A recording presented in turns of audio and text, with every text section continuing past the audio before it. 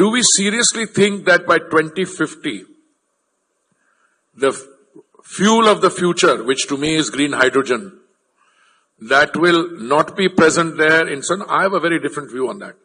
If you look at our history in the last few months, IOCL's tender for the first, which refinery was it? I think Panipat, which L&T got.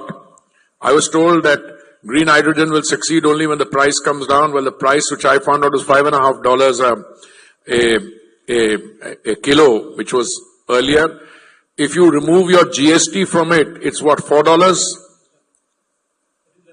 Less than $4 if you remove the GST from it. Second tender was floated by HPCL. Is HPCL here today? Yeah, sure. Sorry. That was won by somebody in UAE or something. And if you remove the GST, it's less than $3 or, yeah.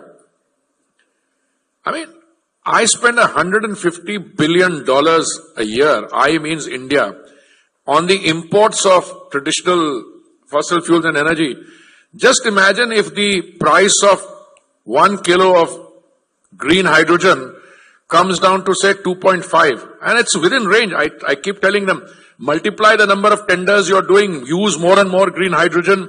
I used to have a power minister with whom I used to spar occasionally. He was a colleague in the civil service with me. I told him, your green hydrogen is not going to take off because you're going to spend it in the power sector. Green hydrogen will take off when my friend Mr. Sani starts using it in his refineries. You got 11 refineries. How many are you using it in just now?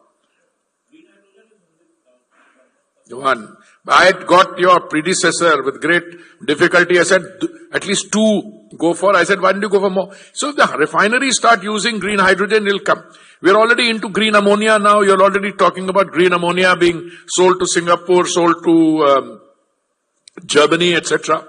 I'm making the point that I think with the help of technology, innovation, and prudent government policy, I cannot guarantee. I mean, you guys know another country, the largest economy